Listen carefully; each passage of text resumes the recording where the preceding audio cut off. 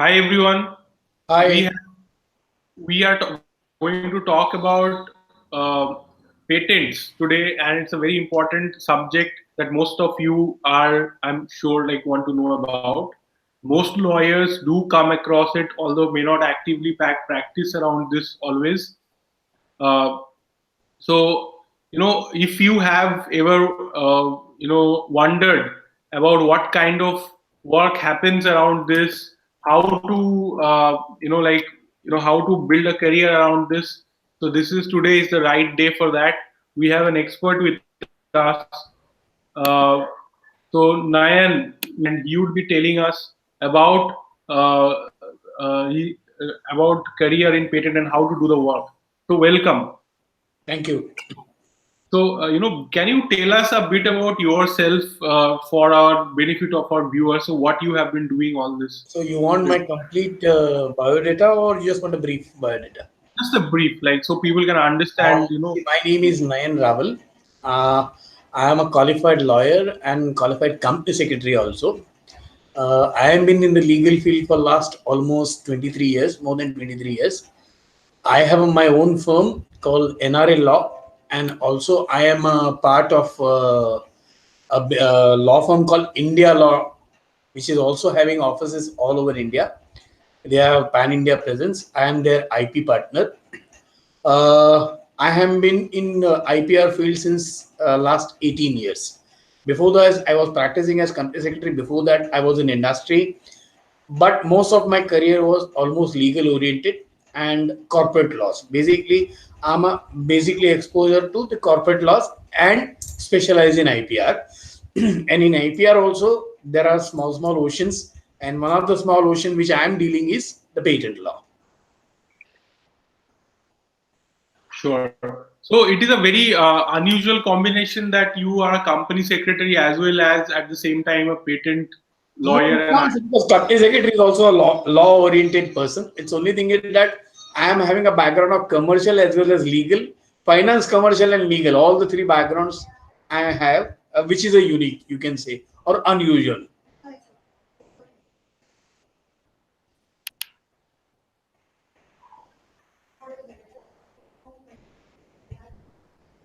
Okay. So we lost you in the like. Can you repeat the last sentence that you said? It's the three backgrounds which I am having: finance, commercial, and legal. So that's what the unusual combination is.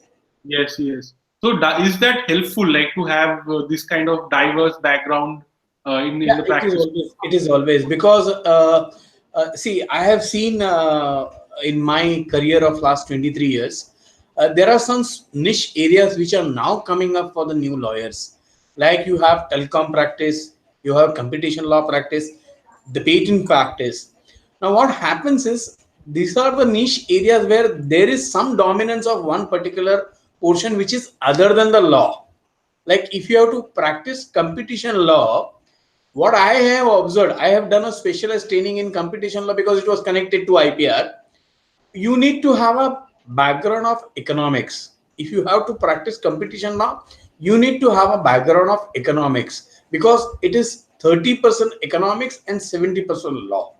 Same way you come to the patent law. Patent law is also divided in some portion. The patent law is technical. Like most of the patents in India are, unfortunately, there's a myth that it means only pharma. In India, it's a myth. But if you see internationally, in patent law practice, they have 30% or 40% the legal terminologies. Technical terminologies, and the 60-70% is the law portion of it. Right. So, but generally we understand that competition law and technology law and, IPR, these are like, there are specialization, there are different people specialize in these different areas and practice.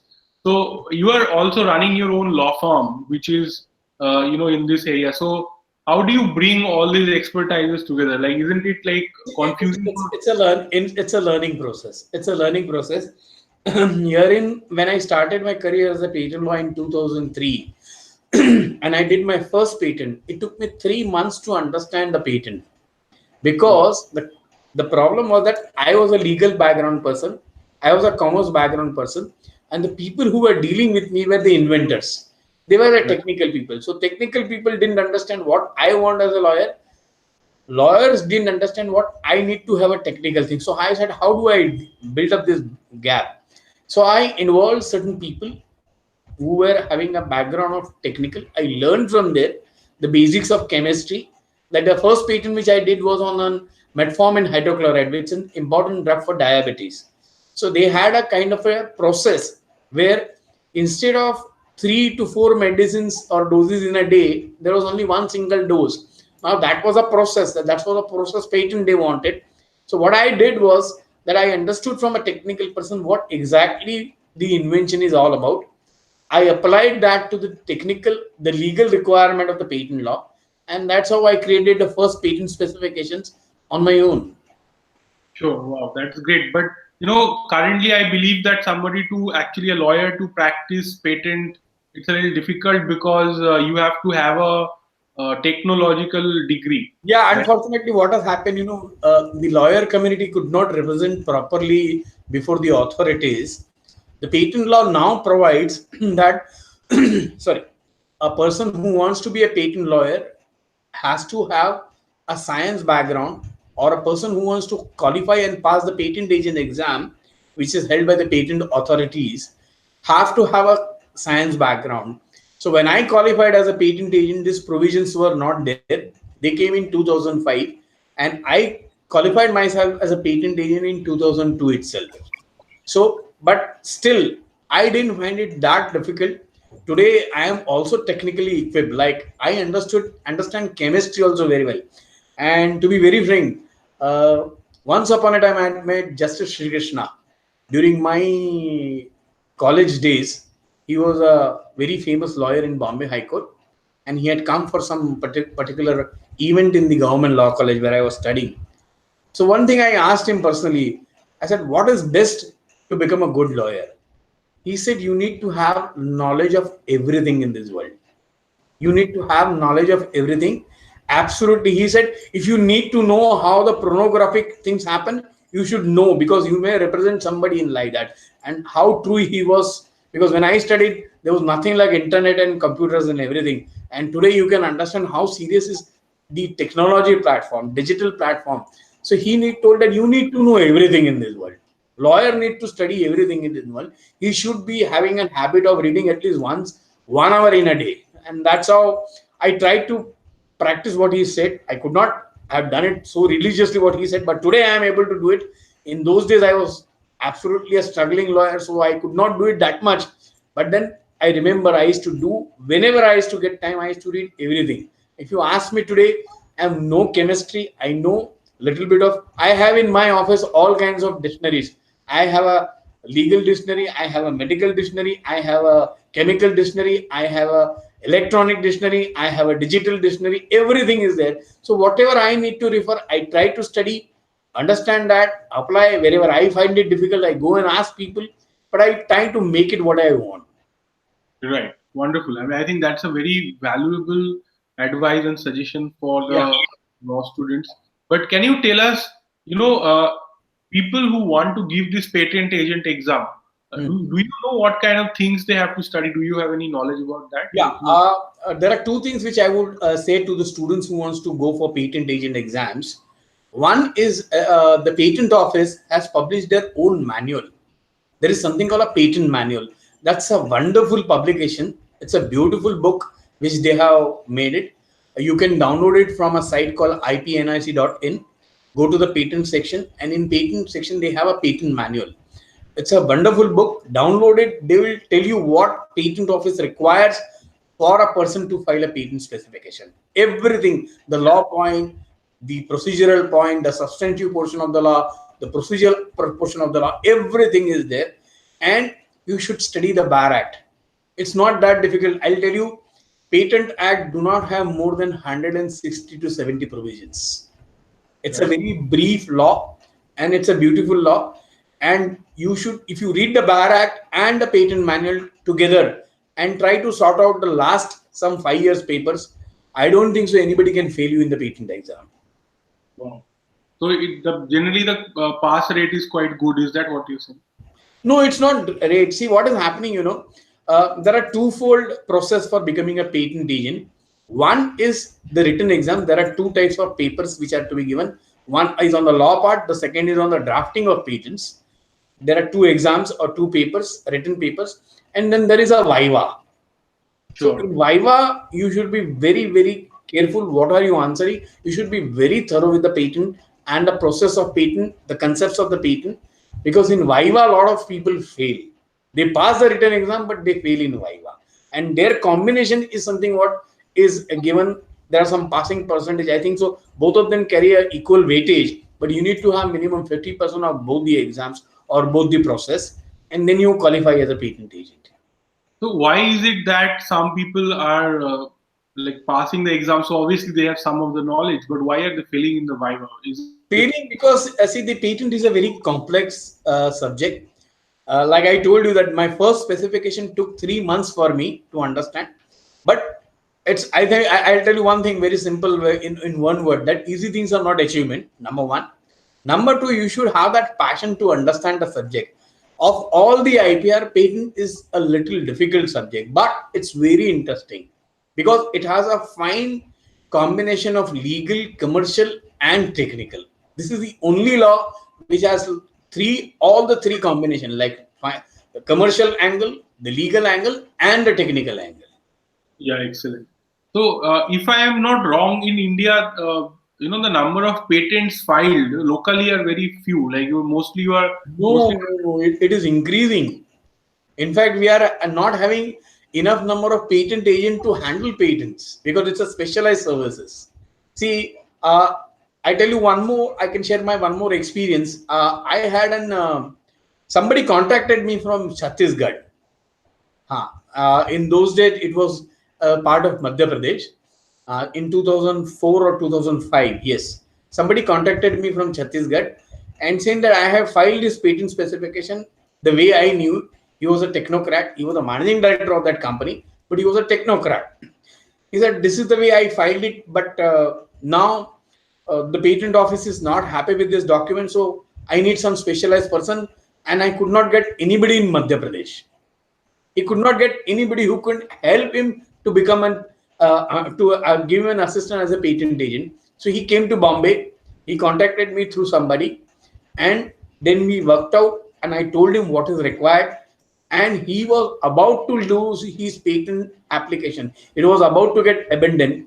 So legally, I found out a way how I can make this application arrive, and technically I told him that what you need to give the inputs, where you have been lacking in giving the inputs to the patent office. Now that's where the agent is called an agent. So I really played a role of a mediator between the patent office and the inventor and got his patent, and that patent was saved. So it's not like that. Patents are increasing, patent filing is increasing, and in fact, India is becoming a kind of an IP. We are able to we are actually entering the IP regime, and people are really aware of what is patent. But yes, the filings are increasing, but we do not have the required number of patent agents who can help the inventors in understanding and filing the patent. Okay, so if I correctly understand, in the United States in a year about 5 lakh patents are filed, right? 5 lakh patents are granted. I'm sure number of filings would be much more. Yeah, they Uh, are more vibrant. See, I'll tell you, this is what my experience in last 18 years about my IPR career. It's a myth that the whole world has created, and specifically in India, that patent means only pharma industry. Whereas for last 7 years or more than 7 years, the highest patentee in the world is a company called Intel.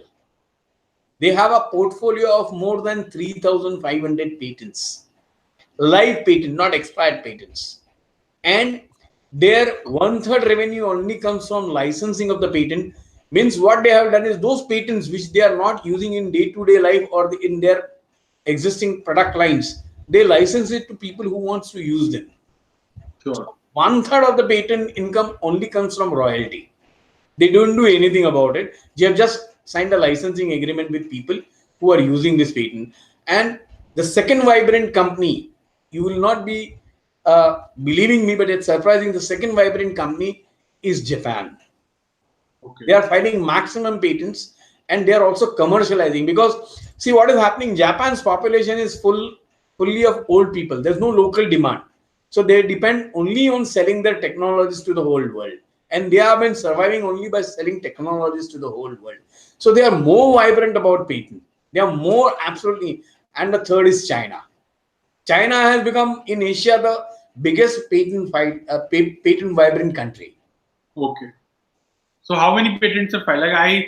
Like according to the internet, I saw this PATS here. So according to them, we had only 10,000 about patents granted in India, whereas in the Because the process is slow in India, we do not have number of examiners. Yes, the system is granted patent may be less, but if you see the filed patent, they are increasing every day. They are increasing more than 100% to 200% every time.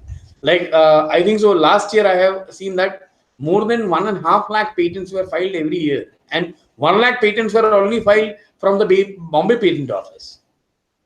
Okay. So most of the patents are being filed in Bombay compared to rest of the country. You can say so. There's also filing in Delhi, Calcutta, because there are 4 patent offices in India. One is in Mumbai, Calcutta, Chennai, and Delhi. Calcutta is the main patent office. It's a head office of the patents. Okay, but mostly it's being filed in Mumbai. So if there are 1 lakh patents being filed, how many people are working as patent agents in India? Like, I doubt. We do not have. It's only in thousands. only in thousand, like few thousand, and so basically every patent agent is filing 20, 30, Oh, more than that. More than that. More than that. In a year, I myself file more than 25 patents.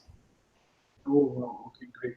And what is the kind of rates that is charged for filing a patent from a very junior person? It depends on the subject matter of the patent. Like pharmaceutical patents do have more demand. Now that's how the whole system works, and even IT people are filing it. I don't know whether you are aware of it. Geo as a technology have more than 50 patents to them. Okay, all right.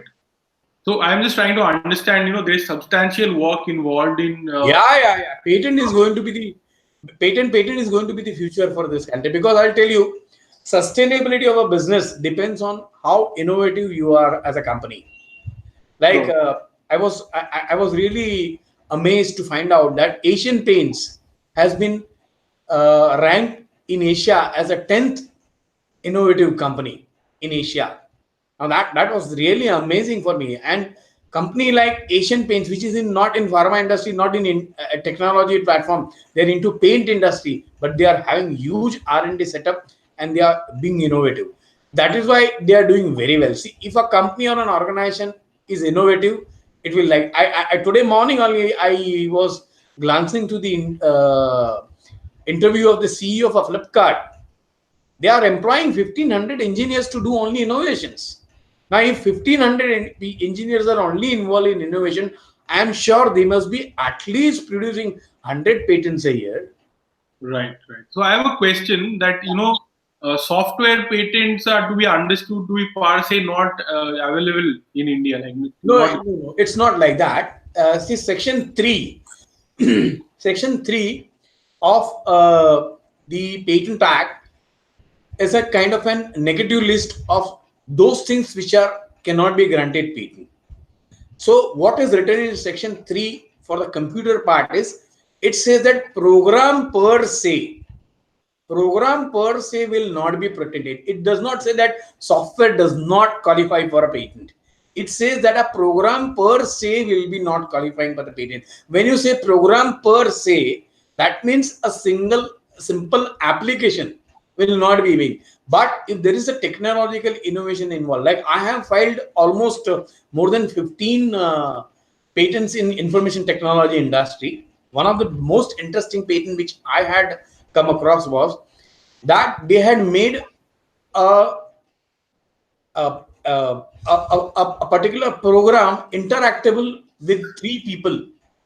Yeah, like a PDF file. It says that PDF file cannot be modified. They made PDF as interactive document. Now, how that is possible? Because they could innovate a tool in JavaScript which had the capability to have kind of interaction through the platform. Now, if this type of tools are developed, they are 100% patentable, or anything which is actually like, it's not a program per se, but there isn't always it's something which is a complete system. If it's a system and a software is a part of system, that system is always 100% granted a patent. Even in architecture, and even in architecture for a software or information technology platform, the architecture, if it is absolutely innovative, like, these are the three requirements for a patent act. That first, it has to be a novel. Secondly, it has to have a utility. Third, it has to have an inventive step involved in this. If these three things are there, anything can be granted patent. Even a software can be granted a patent. Yes, it should not be something which is program per se. If a program per se is there, there may be novelty, but there cannot be an inventive step involved in it. So then those things are not patented. As an inventive step, then it can be granted patent. Yeah, it is granted. There are so many software patents which are granted even in India. Right. Okay. So, if I may ask, I asked this, like, you touched on this a little before, but how much, from a senior, firm, good, well-known law firm, to a junior person doing patent drafting, how much do they earn? Like, how much they can charge a client? If you can give us some idea. Like, we know that, I'll give you an example. Like, if you're drafting a shareholder agreement, it could go from 30,000 to even 5 lakh, 8 lakh, anything a law firm may charge. But an individual will probably be charging 30,000 or 50,000, something like that. So in terms of commercial, a patent can start at least with minimum 70,000. Okay. So minimum cost of getting a patent, not cost of getting a patent, but a charge that you pay to a patent, somebody is drafting. See, what happens is, there is a system where you can take even an Indian patent application to the international stage. So that's a different that's a different assignment. You start with an Indian application. For a single Indian application, minimum charges could be, for a average kind of a law firm or a junior, he can start with something between, say, 50 to 70. 50 to 70 for one, and it will probably take you 1 or 2 months to draft one application. That's correct. Or how long does it take to draft a patent application? It depends on how efficient you are. Like, but at least minimum for a person like me, even I take 3 weeks, because I go too much in depth.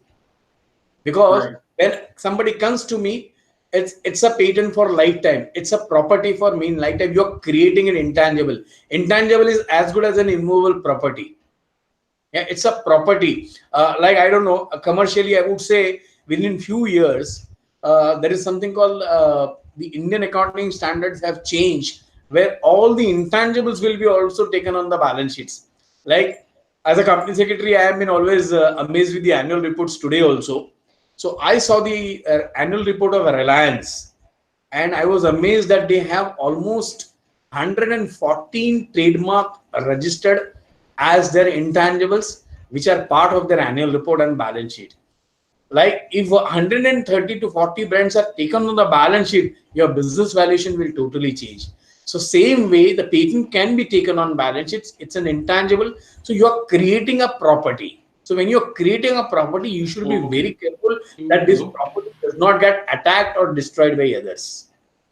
Yeah. So it's as good as you're doing an immovable property assignment. It's an intangible property assignment. So I am very careful. I take it from every angle, that am I missing something, or how I can protect that person's interest, how people will try to infringe and bypass my knowledge domain, which is what I want to protect through a patent. You have to be very careful about it. So at least minimum 3 to 5 weeks it takes to draft a first document.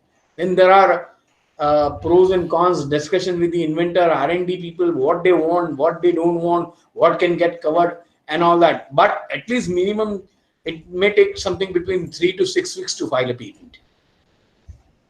Okay. And what is the like, I think that there is this whole, like, Indian.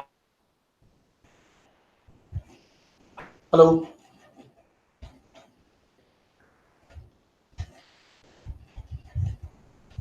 Okay. No, it's not closed. Hello. Because Don't, because even if you get a patent, I could not hear you. Your voice is gone. Okay, can you hear me now? Now I can hear you. Can you repeat? Yeah, I will repeat.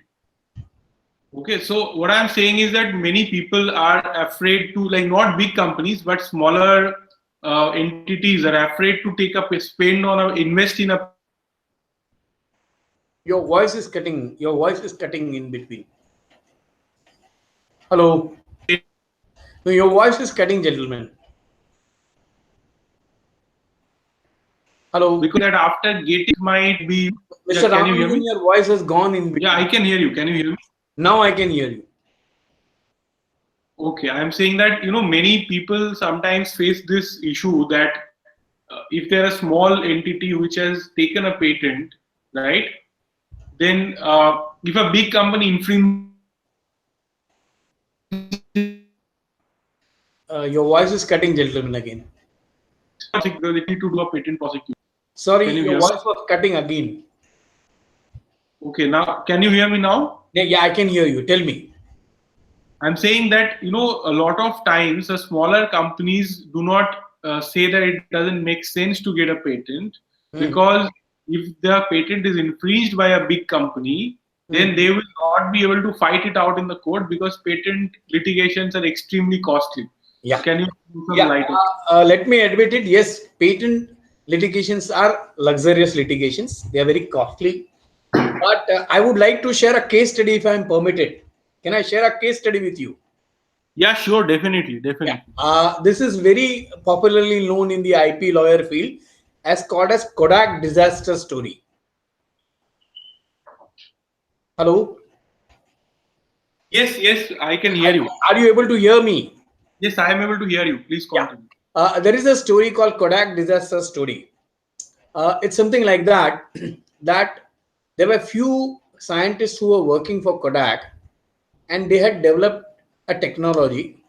In olden days, conventionally, the camera technology, when you click a photo, the photograph was available either after 48 hours or 24 hours or 36 hours, because there was a process where you have to go through some processing at the lab and then you were granted a photograph. So the scientists, some few scientists in the Kodak industry developed a technology which was called as an instant camera technology. So they put this proposal before the company, but that was not wholly accepted. So they could not exploit it commercially. So they decided to be a startup and they came out and they started their own venture and launched this instant camera technology, and it became very successful. People started accepting because instant camera technology is to give the photograph in a very short while, say even 40 minutes to 2 hours time. Okay. So this technology was flourishing, and the company which launched this technology was Polaroid. Now Polaroid was a beginner in those days. So Kodak, what did Kodak did is he said, fine, no problem, we will also sell it. So they started selling the same instant camera technology without even having a sense that the Polaroid has a patent on that. Now the question before the Polaroid, what do they do? Like you asked me that you will not be able to do anything. Now the people at Polaroid thought only one thing: do we have an option? They asked themselves a question: do we have an option? We need to fight. Either we fight and get finished, or we get finished without fighting, because ultimately Kodak is going to finish them. Because it's a giant, as you said, that big companies can violate and get away. Now that's what the question you have put also put. So the same question was before the Polaroid promoters, but the Polaroid people said, let's fight because we do not have option. As such, we are also going to get finished. So they fought, they spent huge amount, and they sued Kodak in 14 countries. And the litigation went on for more than 3 years. But at the end of 3 years, they won. They won the litigation and they were given a huge amount as damages. Now, the story does not end here. This is the interval of the story. The main important thing what happened was very disastrous for a big company to think about. What did Kodak was asked to do by certain legal forums outside India? They said you call back all those cameras through which you have sold this technology. All those cameras which consisted of this instant camera technology which you have sold, you buy back them, because you cannot steal somebody's technology. And that was a big, huge loss for the Kodak, and Kodak company had to close down their camera business. Now, with this story, do you think that the startup or the new company should get discouraged or encouraged to file the patents? Now, that is what I would ask people in this country to think about. That when you have an innovation, why don't you protect it? You buy a smallest house and try to protect it from all the angles. Now, that's what is your livelihood. Here is a technology which is your business, which is your commerce, which is something which is going to give you entrepreneurship, which is going to give you life. Why don't we fight for that? Yes, they are difficult. Polaroid may have faced so many difficulties in fighting this litigation, but ultimately, if you have a technology, you will win. And the system looks upon it. It's a system that innovation is something which is justified by every forum. I think he's gone. There you go,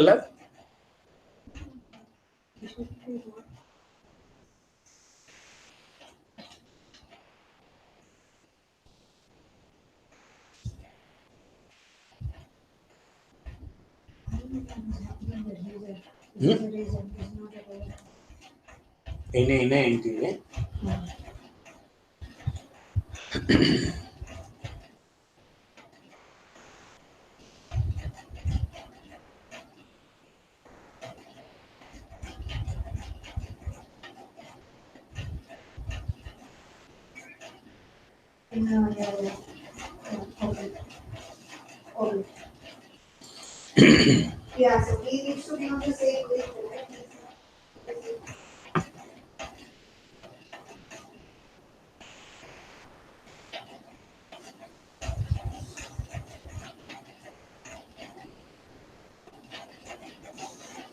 He's got disconnected, so he's restarting. He's got disconnected, he's restarting. He'll restart it, ne? When the internet decides to play up, it decides to play up. Technology does not work everywhere.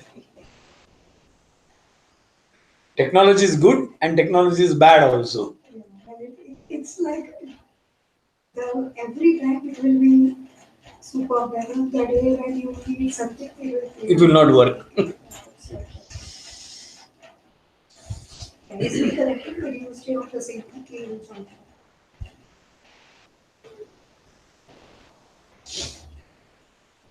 It was very interesting actually. Let's see if अच्छा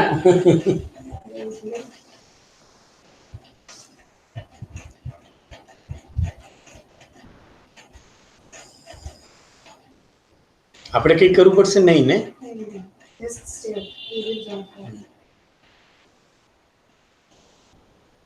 He's come. Yeah. Yeah. So let's continue. Yeah, we continue. Yeah. So we heard the Kodak story, the Kodak and Polaroid, and Polaroid was asked to call back all. Kodak was asked to call back all the cameras. Yeah, and that had actually closed down that company. Today, Kodak is not there in camera business. Yeah, I mean that's not the only reason. They also because of the... It's always what internationally everybody believes, whether it is a sovereign, whether it is an authority, whether it is a innovator, whether it is a company, whether it is a business. See, what internationally people try to say that let's respect each other's IP, and that's what is TRIPS all about. There is a document called TRIPS internationally. Yes. So TRIPS talks about it's nothing but it's a reciprocal thing that we should respect your intellectual property. At the same time, you also respect our intellectual property. Right.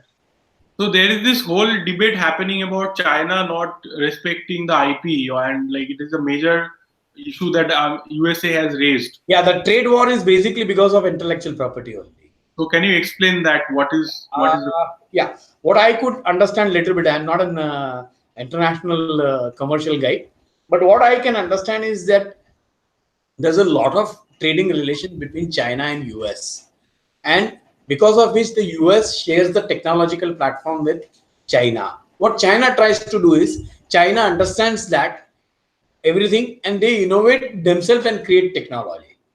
Now that is where the US is feeling threat about it.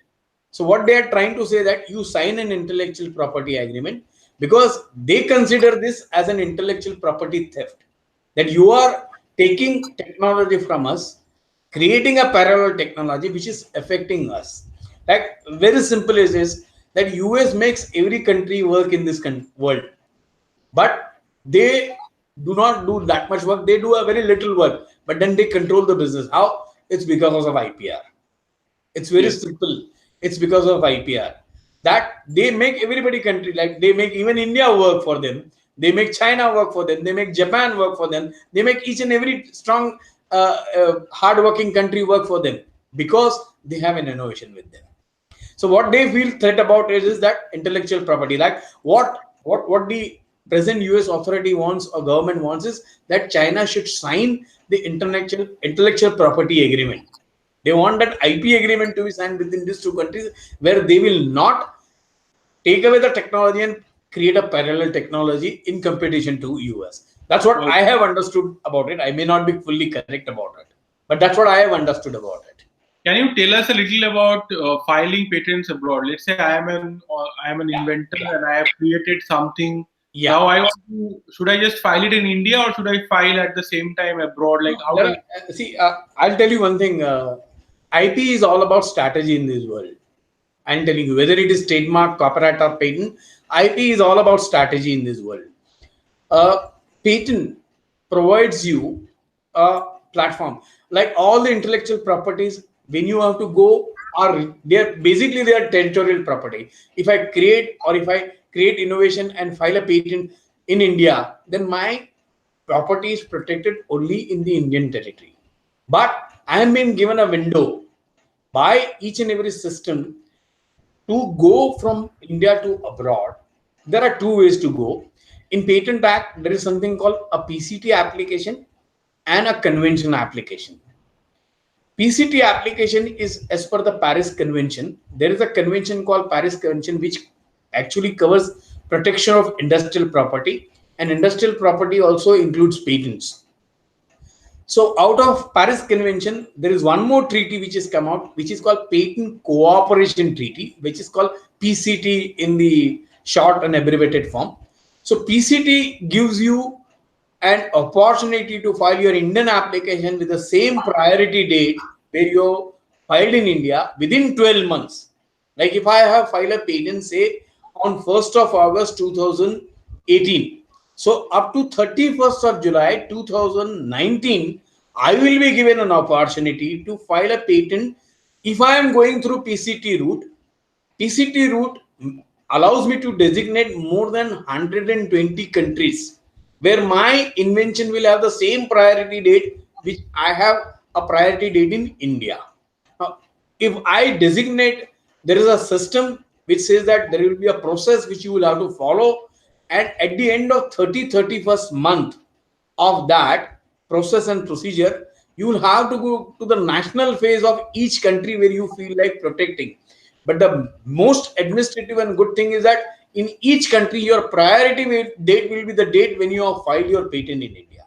So it's an administrative convenience which is given through PCT in more than 120 countries, because that is the convention, that is the system created by the patent authorities all over the world. file under PCT? I understood. Now, if I file under PCT, I get the priority date is okay. Yeah. But apart from that, what else have I have to go and individually represent at every? Yeah, you will have to prospect the patent in each Indian country in a national phase. But if your innovation is before the other innovation, suppose if I file a patent in PCT in Japan, suppose in case of a software or information technology, in Japan somebody files a patent to the similar technology, but it is after me, then I will be given priority over even the local application. Okay. So same way, this is a PCT route.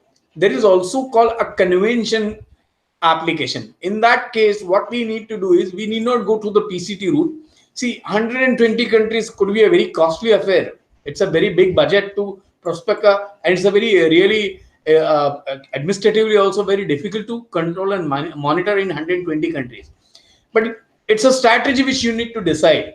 Suppose a company has an innovation which is having an importance in India and in Japan, in Korea, and say suppose in Thailand. So what he can decide is that I may not go through the PCT route because I don't need 120 countries. I need only 4-5 countries outside India. So what we do is we take Indian application as a convention application, and within 12 months in the convention application route, we go to only 4 countries. Again, within 12 months, I have to file patent in that country, claiming the priority date of a convention country, which is India. I'll be given the priority date, but it will be only 4 countries which I'll have to prospect my patent, and my patent will be recognized in only those 4 countries. But that's a strategy. It's up to what is your requirement. If like some pharma companies do have exports only in Europe, so they prospect an international patent only in European community. So that depends on the strategy. It is possible both the ways. Okay. And so basically it means that if somebody has a patent in the US, but it is not a patent in India, then I can sell the same product in India without any consequences. Depends. But if he can come to India and have something called prior claiming, it's something called a prior claiming. It is not that like I cannot violate because we are obligatory under the TRIPS. So if he says that I have a patent, I may not have a patent in India, but he has informed WIPO, yes, that I am the first innovator of this technology. Basis of that, he can actually come and claim his right on prior claiming basis. If he may not have a patent on it. And so also I will a very interesting case about this. Like dual SIM technology, when it came for the first time, it was belonging to Koreans. Dual SIM technology was basically developed in Korea. Now they have never filed a patent in India. So one person in India thought that this is very interesting. So he filed a patent application. He got also the patent granted. He got also the patent granted in India because the Koreans had not filed, as you said, that they may not have a patent in India. And then one fine morning, he had sent an patent rights papers to the all ports and international importing authorities that I hold a patent on this, and not a single product should be imported because I hold a patent. And the customs authorities were obliged under that. So what happened was that all the mobile phones with the dual SIM technology were hauled up at the ports, all the ports. In one day, it was more than 1 lakh mobile pieces which were lying idle and not cleared because this person claimed a patent. Now, he asked for a royalty of 27 rupees per mobile. No? And that is for the first consignment of 1 lakh mobile. All the mobiles in future he'll have the royalty. So what happened, that it was a big issue in this country. So the mobile and the telecommunication companies, organizations, they were cartels and business associations. They said that we'll have to do this. But then what they did is they paid him for the first consignment and then they sued him in the court for revocation of patent because this technology was known outside India. Yes. Now, if the Indian can do this, even the American can do that. He can file a patent in USA and he can inform the Indian authorities that not a single product of this technology should be imported in India because I hold a patent in US. Okay. So it's not that easy to do that. No, but this is a little different than I'm saying. Yeah, there is a gray area on this issue. No, but the question is this: that do I have to go and file patent in each and every country, or? Sorry, your voice is breaking again. Can you hear me? Hello? Yeah, now I can hear you. I am asking that if I am filing a patent in India, right? Then people in other countries will not be given a patent. Understandable, right? But since I do not have a patent in the US, does it mean that people in the US can sell that technology without my permission? No, they can sell the technology, but then you have to enforce your right in some other way as per the legal remedies available to us in USA. Okay, and how is that? I mean, this is a very important question because if I can, I understand that. I understand that. Huh. Yeah. Means we need to explore the legal possibilities of how can I enforce my IP right without protecting in US. But that's where the prior claiming concept comes. If you can prove your prior claiming before the technology been explored by the US citizens or the US national, it's possible that the court may consider it. But this is a gray area. Okay, so it is better to, like, strategically, it is better to register the So that patent. is why we need to protect IPR. Okay, okay. So registering the patent is better. Okay, Better, not let loose the any ends. okay, all right. So, in your opinion, do you think Indian scientists and like government bodies and colleges and universities, are they going for patents? Are they registering? Yes. You can check with Amity. Amity University has filed more than 400 patents on behalf of their students. Okay. It's all, And see, it's the question is that we do not have awareness in this country. Otherwise, it is possible to explore this. Like Stanford University because of patent. I'll share one small case study with what happened in Stanford University. Many years ago, in Stanford University, there was a boy and a girl studying for an computer science or computer engineering, whatever you call it. And their last semester was meant for a research or a dissertation, what you call that you need to do a project.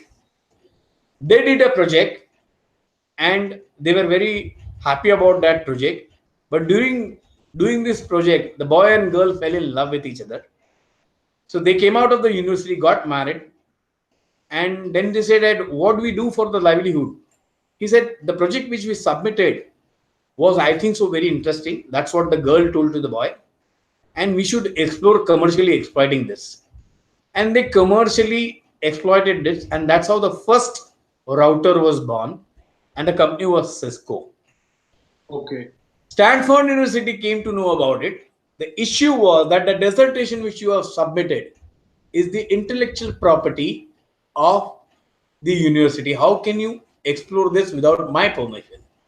So they were about to sue Cisco and their promoters, but the sure. Cisco promoters said that we do not want to fight with the university, which has given us a education and livelihood.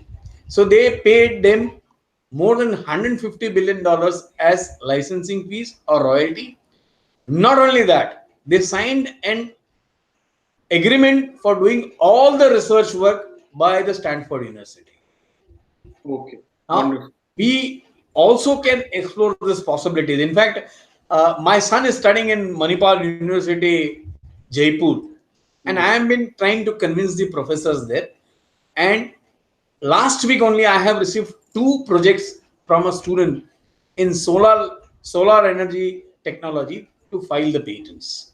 So universities have to become a vibrant about it. Like Amity is the model which was very successful in terms of education and in terms of protecting IPR. They have filed more than 400 patents for behalf of their students in various subjects. So it is possible that universities can play an important role in exploring the IPS. Like it can bridge a gap. They can do the research and give it to the corporate. Right. So, we have a blog and we frequently get there a lot of queries of people that, how can I understand if I am trying to build XYZ and can I patent it? How do I understand if it is worthy of patent or not? So, Three, what? three important questions they need to answer themselves. Number one, is there a novelty in that? Number two, is there a utility in that? And number three is the inventive step. Now, the inventive step is defined in the patent law. What is inventive step? Inventive means a person's skill in that art should be able to say that yes, this is new. I'm talking in a very layman's language. I'm not talking legally today No, I because understand. because if I need to explain patent, I would love to do that with the all people who are requiring to do this.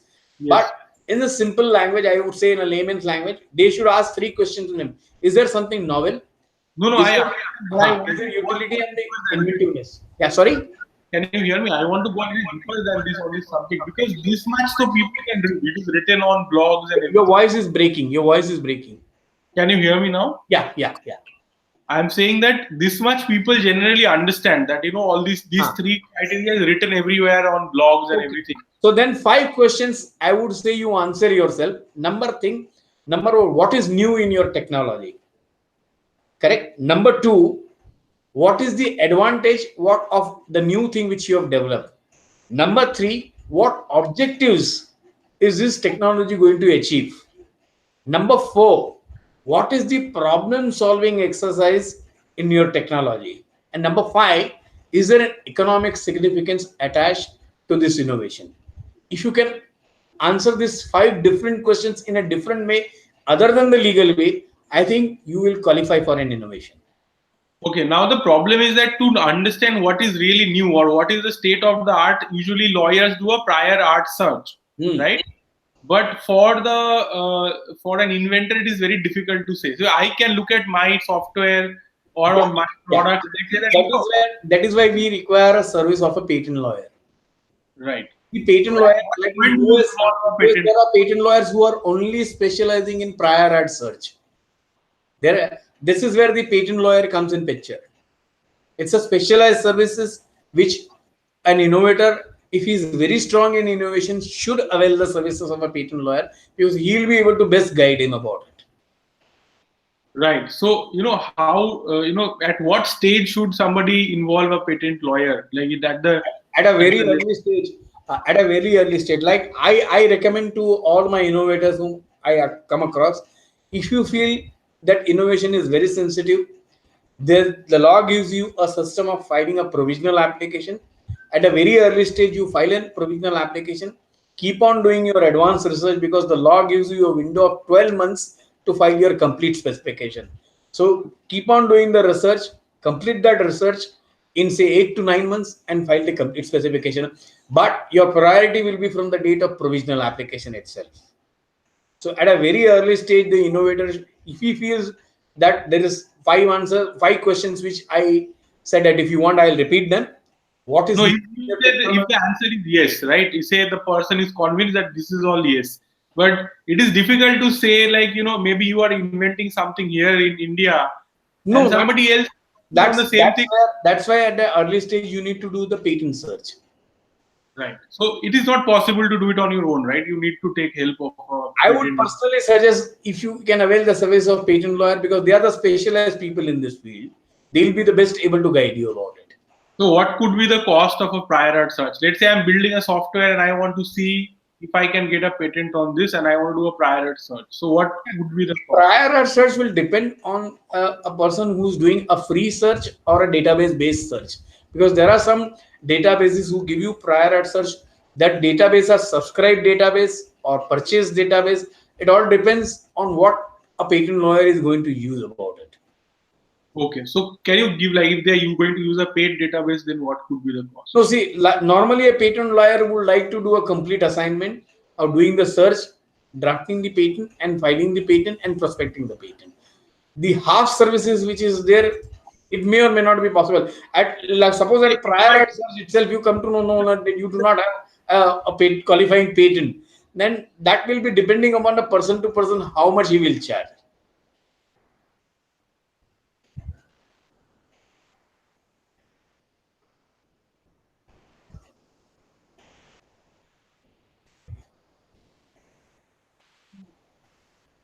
Sir, we lost you. We could not hear you. Can you repeat that?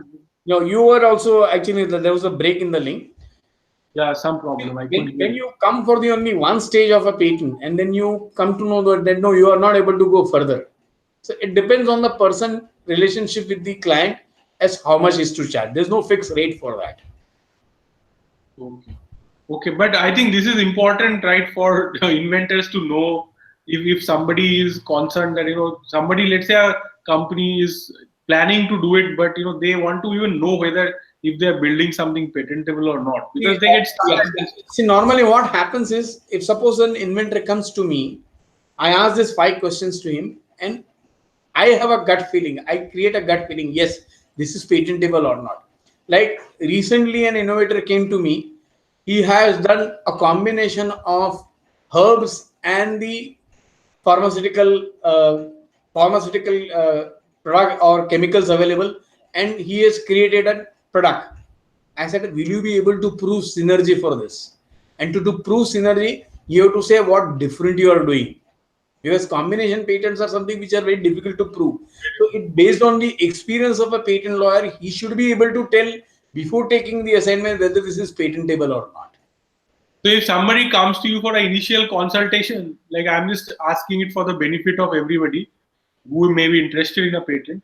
So if somebody comes to you for an initial consultation, what could be the charges for It one? depends on it depends. Like if I have to take one conference, I charge at least minimum say 10,000 rupees for a conference.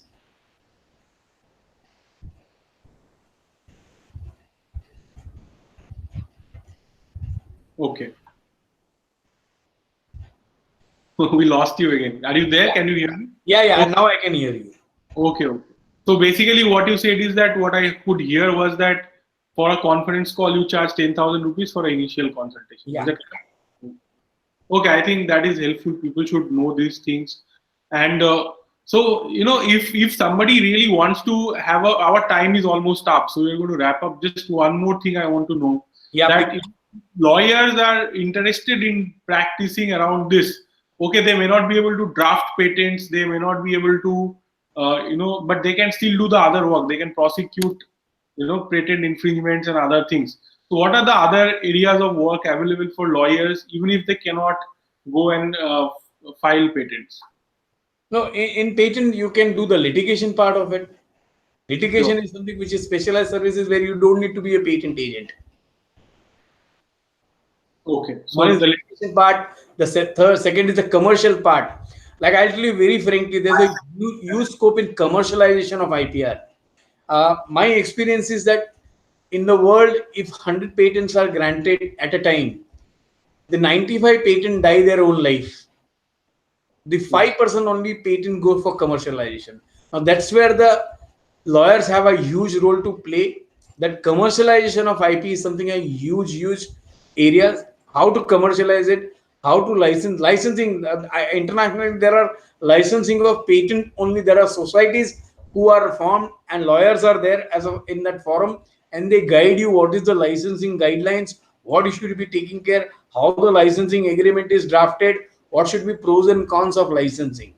So at one place there are innovators who are not commercially that much capable of doing something, and one place there are commercial people. You can unite them, come together, make them come together, and that's where you can play a huge role in the commercial aspects of the patent. Okay, excellent. I think that is very useful information. Thank you so much, sir, for It's coming and my sharing. pleasure, and I would love to talk again and again on IPR. That's my passionate subject. If you make me speak for 6 hours without food and water, I'll speak that much passionate I am about. So thank you Great. very much for giving me this opportunity. So we love to call you back again to talk about. It will be my pleasure. It will be my pleasure. Okay, thank you, sir, so much, and Thanks to everyone. Thanks to everyone. yes, and all those who watched it till the end, thank you very much. Definitely subscribe to An Hour with LawSikho. We have our YouTube channel. Definitely subscribe and share this video and do comment and let us know if you liked it, or if there is anything else you want to learn, or any other subjects we should be covering. Please let us know in the comments. And thank you so much for watching. And good night and goodbye. Thanks a lot.